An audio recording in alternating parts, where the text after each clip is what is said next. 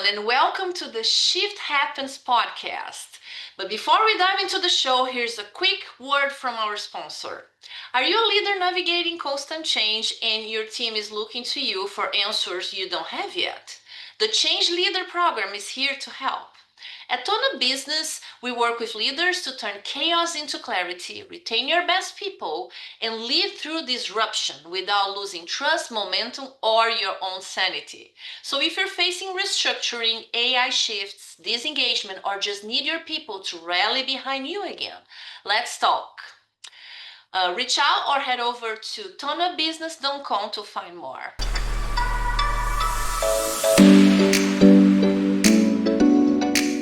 And today's guest is a leader who knows what it means to evolve with an organization.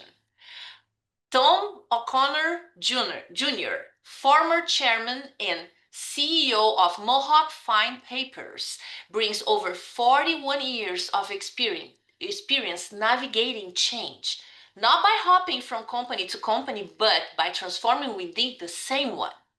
Tom has seen and shaped every kind of transformation a business can face. And in this episode, he shares his unique perspective on leadership and what it really takes to guide teams through continuous change.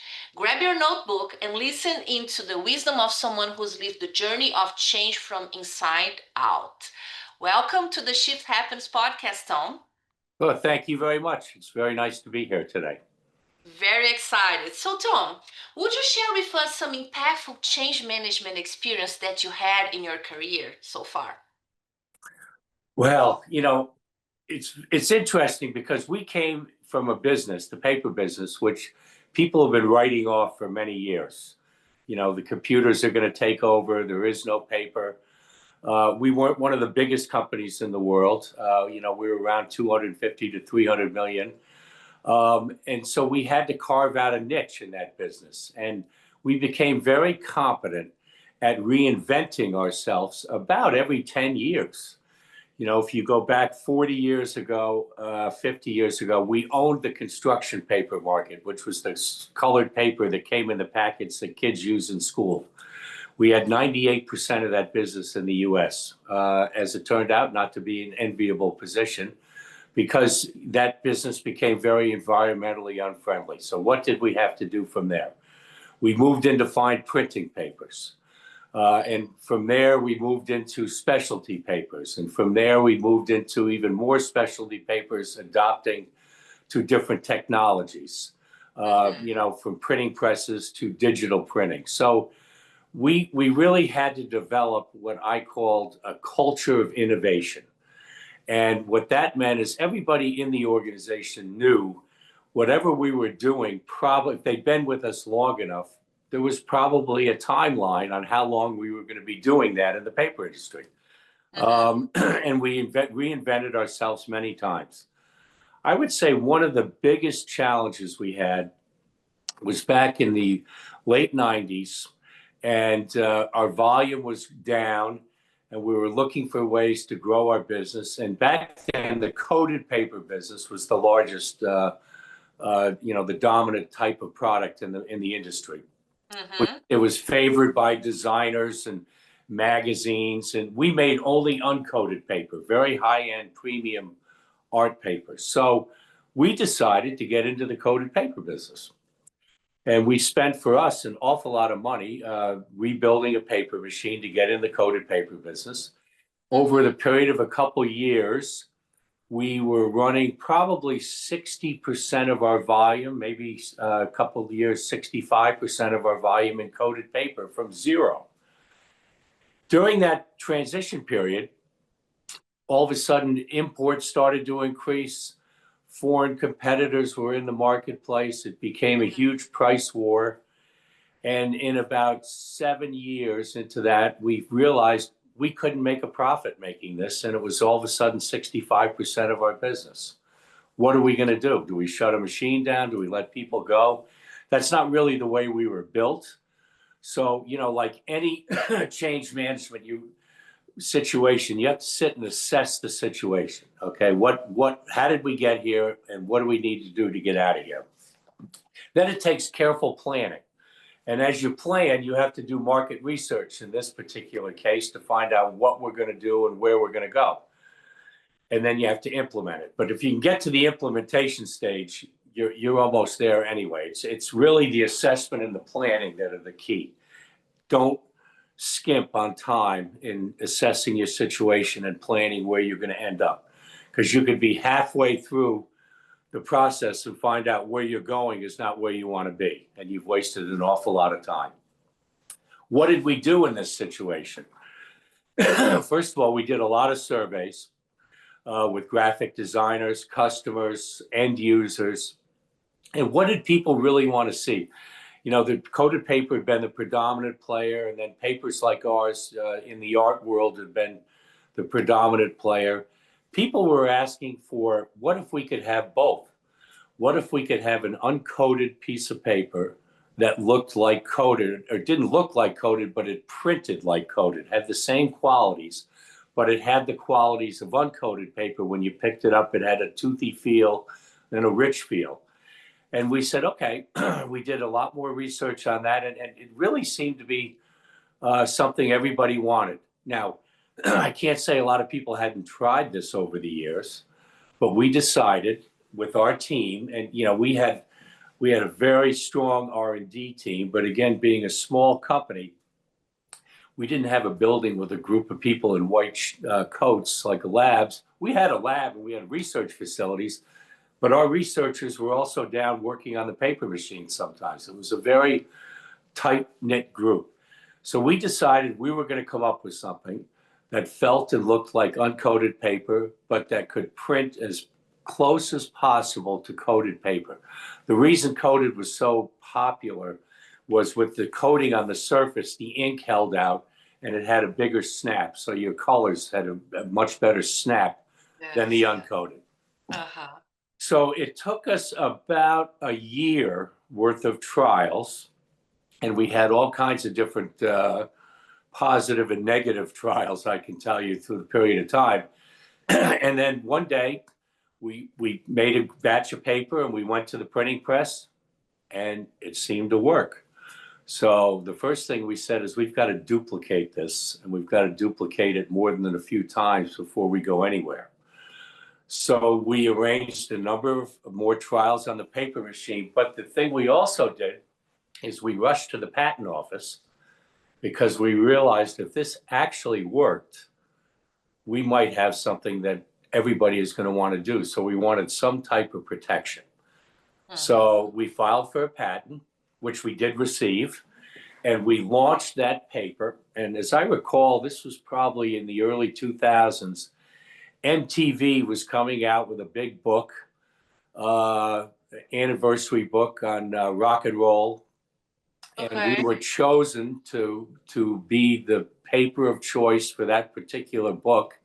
Oh, wow. And it went to a big coated printer in Texas, and the coated paper printer said, oh, this will never work. You're not going to get what you need.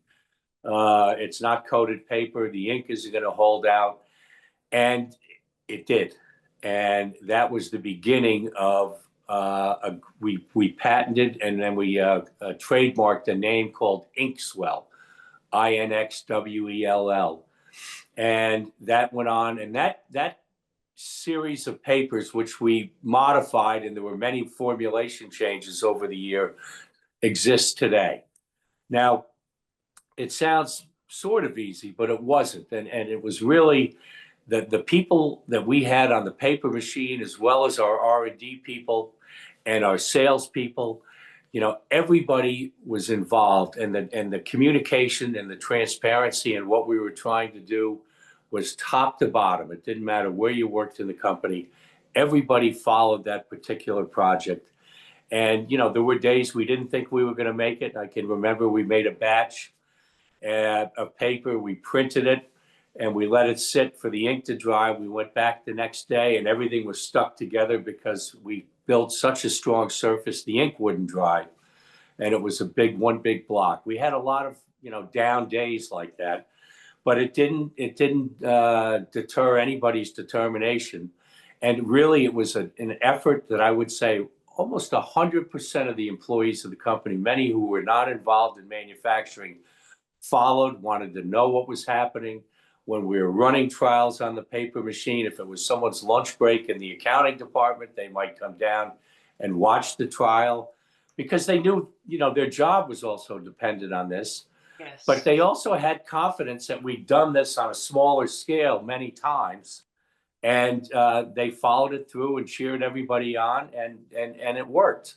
Now, it wouldn't have worked if we hadn't have planned and made a clear assessment that this is a product we felt could sell.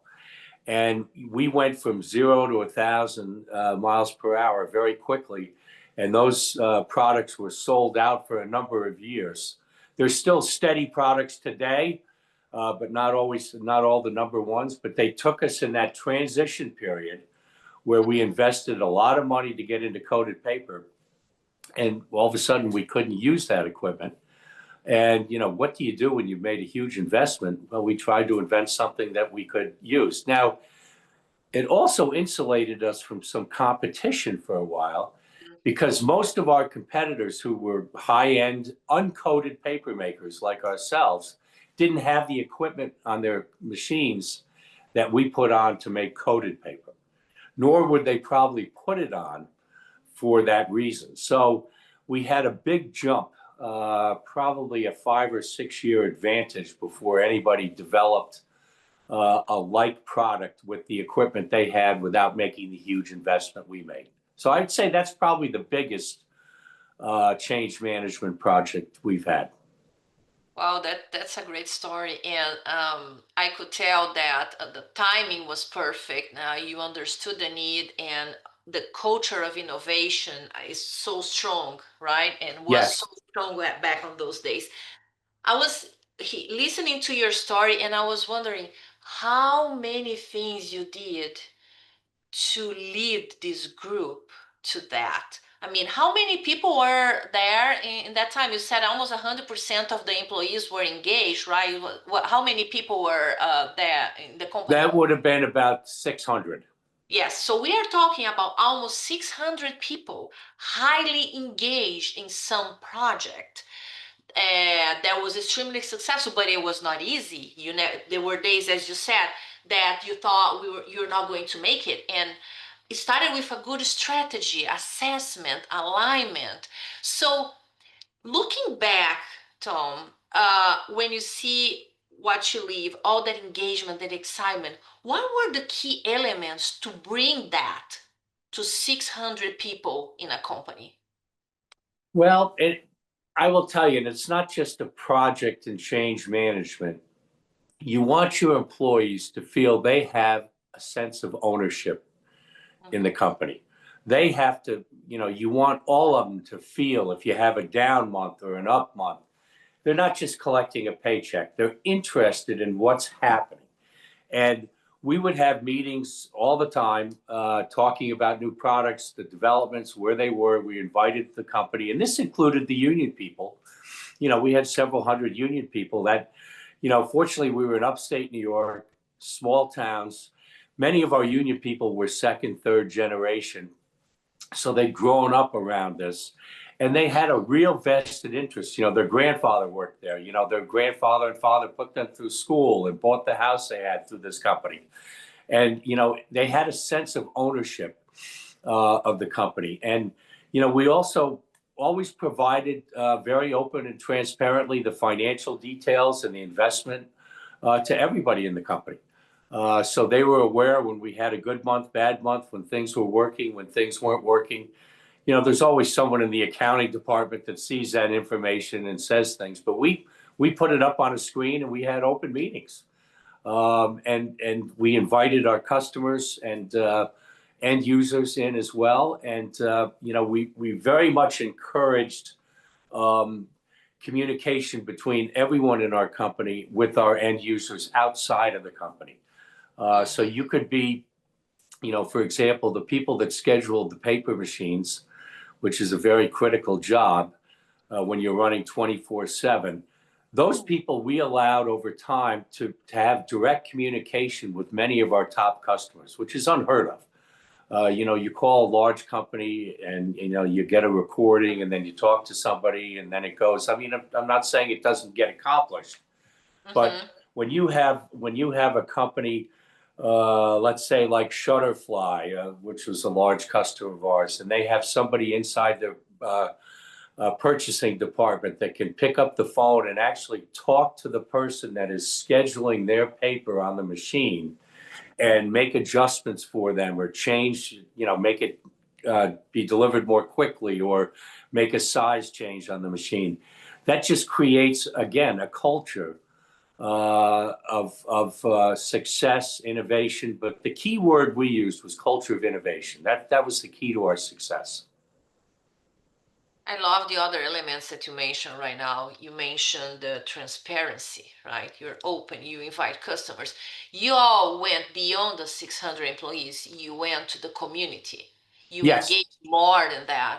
And that is so key, especially in a situation you were living at that point. You needed to be successful in that, and you needed everybody to be by your side supporting that. Oh, yes, that's an amazing story. And communication, of course, that is so crucial. The empowerment of employees to communicate as well. So, yes, I mean, so many great leadership skills we can take just from that example.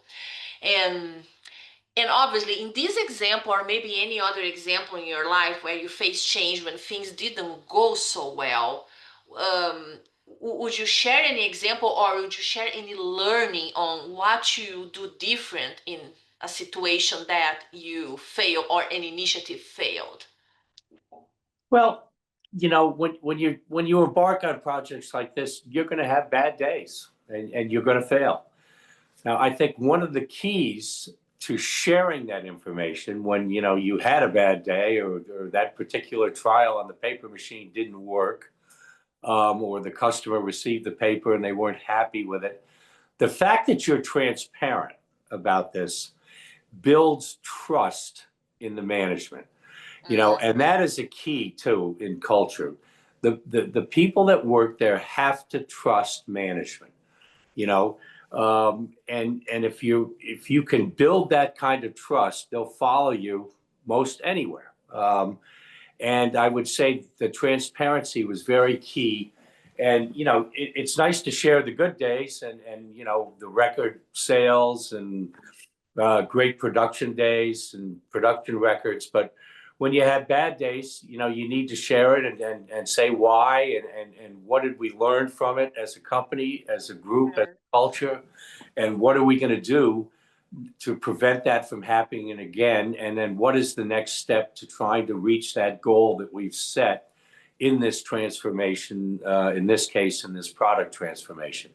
So, you would have people, that were sweeping the floors, that were really part of this organization, and they would come over and watch something that happened, or they would come to one of the meetings where we put up this information. But that's the other key in building the right culture, is building trust. The team needs to trust the management that they're making the right decisions. And when they don't, they say, that didn't work, but we're going to try this. And then you have to ask for their input, the people that have some valuable input. Nobody likes to work someplace and be told what to do when you think you can add value. And so, it could be somebody in customer service who has a relationship with a customer who said, I've talked to so-and-so, and they always say if they could get this a little faster, if this could do this on the printing press, that kind of input, whether that ultimately ends up part of the project or not, they feel they've been listened to. And that really breeds the best possible culture in a business situation. Oh, I 100% agree. And on top of that, goes to the point that you were talking before, it builds the sense of ownership. Right, Because they are totally engaged. They are part of the process and the solution, right? right, right. In many ways, people would almost say we were old school, right until we sold. And what do I mean by old school? Well, first of all, anybody in the company had access to me.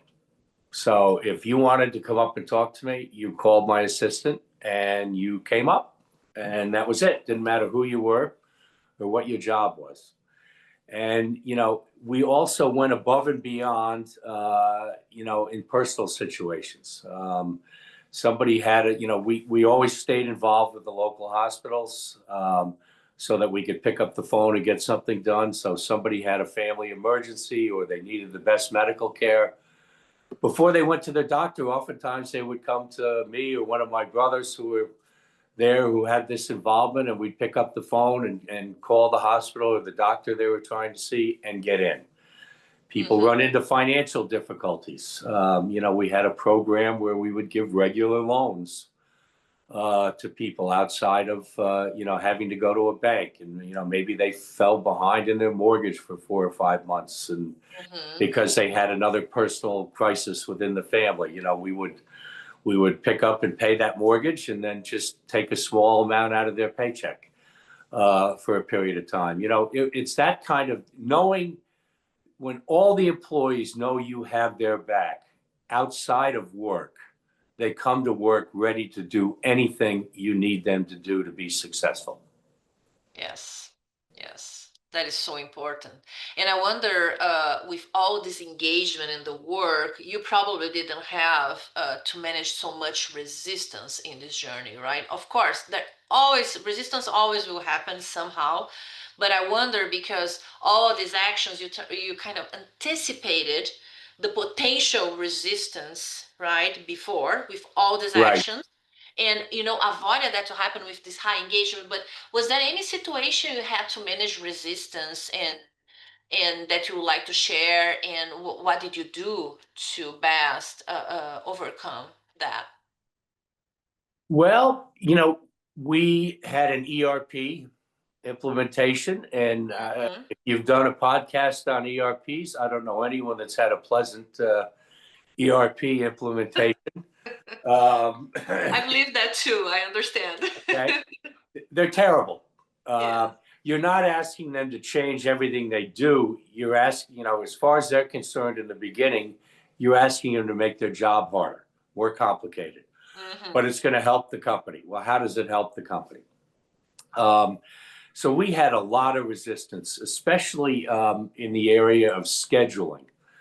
And, when we first started this, we had 2 mills in New York with 3 paper machines with a capacity of about 100,000 tons.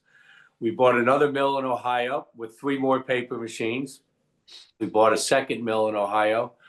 And all of a sudden we had, 6 paper machines, several 100,000 tons, and the papers, the products, and the pulp and the materials to make it were all over. And when that happened, before we were scheduling a paper machine by putting little blocks of paper on a board on the wall. Okay. And these are people that grew up on the machine, so they knew where to go, they knew what they could switch. Yes. The first thing we had to do is teach many of them how to do data entry. And then after you got over the data entry portion of it, then you had to teach them how to use the resources you were providing them with and let the software do the thinking for you. Now, you can second guess the software, but you have to be comfortable letting the software do the thinking for you, at least initially, so you see how it lays out. Now, when you're implementing, you're going to find out the software makes a lot of mistakes. So you need them engaged so that you can change that software, how it's written, before you implement it and go live. Hmm. And, in the beginning, we had a lot of people say, look, it's just going to do it, whatever. They're not paying attention. And we got very concerned that, maybe what we were putting together wasn't going to come out of the box the right way. And, you have a couple hiccups on 2 or 3 machines. When you run 24/7 and all your deliveries are timed, day in and day out to go into a truck across the country or into a container to go across the ocean, you can't make a lot of mistakes because one mistake backs up into many different customers. Yes, absolutely. So it was definitely a struggle. So what we did is, again, open transparency. We gave them an easy schedule. We relieved them from their duties, that they were also, there was dual responsibility. We made them more or less oversight people on what, the job that they were stepping away from. And we just asked them for their help and explained to them how important it was. And we sat with them. I mean, I can't write code or do software, but when they found that they had the support, and plus we were paying attention, they finally got through it. But that was probably one of the most difficult things, because they felt everything we were trying to do made their job longer and harder. But when we got to the end, they found out it made it much easier. So sometimes it's just like the care and feeding of the employee to get them through that. And everybody doesn't make it, unfortunately. But in our company, the few people that didn't make it in that, we found them a position where they were comfortable in. And, people see that. If they're afraid to make mistakes and they're going to be gone, they're not going to take a chance where they might make a mistake. And, you've learned from your mistakes. You need people to make mistakes when you're not live in those situations so you can learn. So when they all felt comfortable that they weren't going to lose their job if something went wrong, and they actually saw someone that just said, I'm never going to be able to adjust to this, which I understand. Mhm. We found a place where they were more than contributing, just in a different part of the company. People relaxed, and then they got themselves through that situation. Yes, it's the fear of I'm not capable of, and the fear of the technology is going to replace my job. Right, right, right. Yes. And but if they know they got a spot, and they can earn a spot someplace else and not have to be kicked out to the sidewalk, I think you find you have much better cooperation. Yeah, absolutely. Yes, I agree. Yeah, and you mentioned, and I mean, you're 41 years in Mohawk. It's a lot of experience related to manufacturing, of course, as you're giving me these examples right now. Would you say there are certain specific skills or some specificity around managing manufacturing that is different from just like a business, office perspective? Is there anything that you would like to share that you think is important to have as a skill as a leader to be successful in a manufacturing environment? Yes. The biggest difference than somebody that's just running a sales operation Mm-hmm. is we make something. We make something you can hold and see, and we make something that is going to be turned into something better. And that's very, very important. And what we did also is, when the people on the paper machine, who, these are the people down on the machine where it's, they're working at 3 a.m, the machines never stop. We allowed them to go out and visit our customers. We allowed them to go to printing plants, and we allowed them to be part of all that, and we showed them the end product. But the biggest difference is you can take pride in making something. I mean, I'm not saying you can't take pride in making a big sale, selling a copy machine, but when you actually make something and you send it to Tiffany's, and Tiffany's does something in their catalog, and they come back to you and say, we've never had our jewelry look better on this. Sometimes we would buy runs of that catalog, overruns, and we would distribute them to the employees, and they could bring them home to their families and their kids, and then their kids bring them into school. So what it is it's pride in what you're making, because the whole world is going to see what you're making. Yes. Well, that's very interesting. I never thought from that perspective in terms of bringing the final product and really sharing. Because, my experience in the chemical industry is similar. As you produce is B2B, and you produce, for example, a polymer that goes to ultimately a vase or a glass or any appliance or a refrigerator or whatever, right? And thinking about, look how it looks in the final product. Look, isn't that beautiful refrigerator with this plastic that you started here? Yeah. I mean, It's and build a sense of pride. I think that's an amazing advice for those that are listening today that run manufacturing environment, especially when it's hard to make tangible the final product for them, Well, right? for example, we made first it was all the covers for the Harry Potter books. Mm, Okay, she wanted the author wanted something sustainable, environmentally friendly, and we came up with a product with a mix of post-consumer and some other things that she liked. hmm. And we made all the covers for the hardcover books, the original printings for Harry Potter. Now, all our employees' children are reading those books. They think it's fascinating, and when their dad can bring home, and we would buy Wow. books to give them, their dad can bring home one of the books they're talking about in school or their friends are reading, and saying, "My dad made the paper for this." It really it just it's a sense of pride that you can't help think that it helps your business moving forward. Yes, absolutely. Oh, I love what I hear. And let me ask you this now that if we can shift gears a little bit and think about the future, Tom, how do you see the future shaping in terms of important skills in this so fast-paced change world that we are living right now? Well, it's really an interesting world. In the brief time that I've retired from Mohawk, now they talk about AI is going to replace all the software engineers. Everything's going to become automated. I think what you have to do is you have to look at, again, I would going to go back to when you make something, okay? Mhm. That's my world. We were makers. And we're always going to have to make things, okay? And they can't be made easily. They can't be made without people. They can't be made without design. But I think it's going to be a very different world. But I think, what's happening right now in North America, where they're trying very hard to bring manufacturing back here. I think that is what needs to happen here. Because you know what? Manufacturing is going on everywhere. It hasn't shrunk. It's just not going on in North America. And Mhm. for a lot of different reasons, and I'm not going to get into, cost and resources and so forth.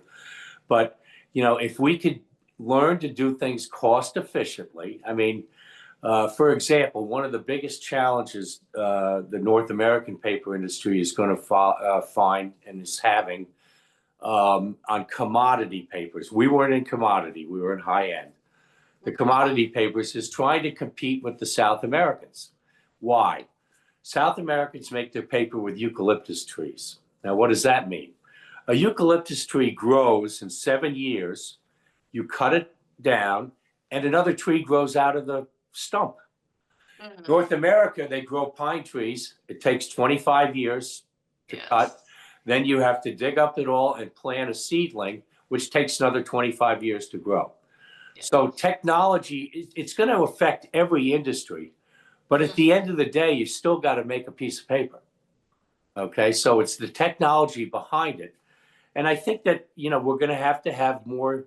skilled workers. I think the day people are going to really have to reassess whether is it worth borrowing a few $100,000 to go to college to get a history or an English degree. Now, I would tell you, as far as salespeople go, I used to love to hire salespeople with a psychology degree, but I think the trades are going to be hugely important. And I live right near a General Dynamics plant where they make all the submarines.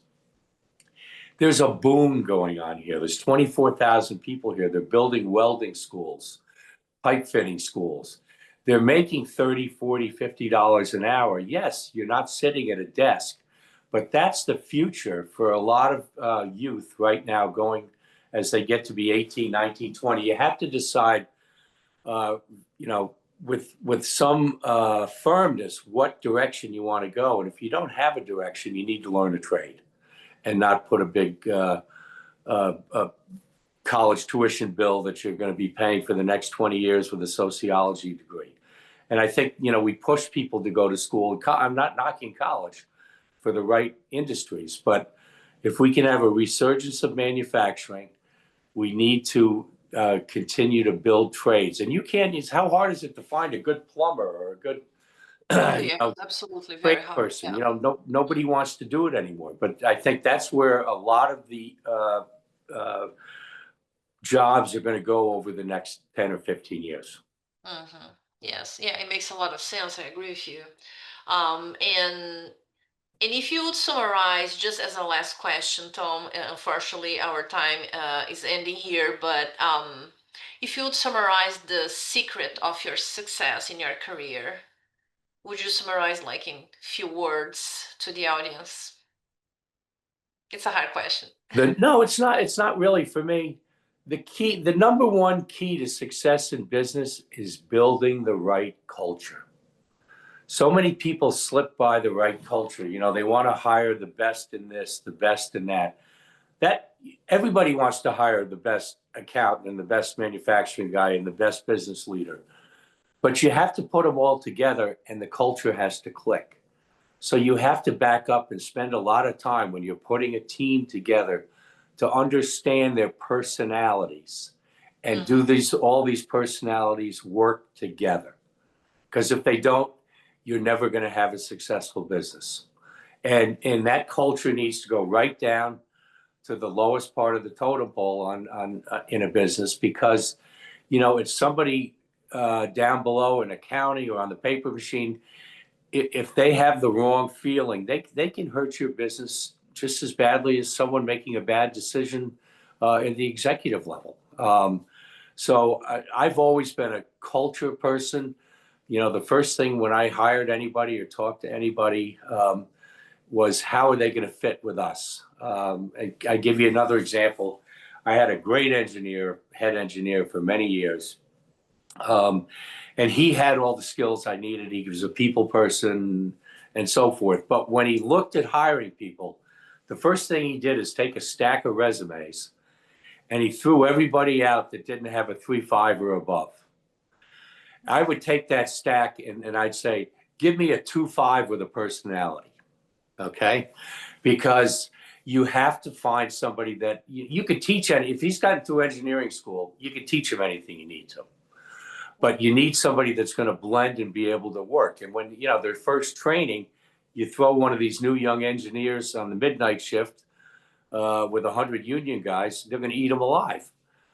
So you need to find the right people in the right place. But I tell you, without the right culture, your business will never be successful. Yes, 100% agree. Wow. Tom, thank you so much for your wisdom. I learned a lot from you today, and I'm pretty sure the audience will learn a lot with you. And I mean, I do appreciate all the transparency. I mean, I took so many notes about strategy, transparency, trust, culture.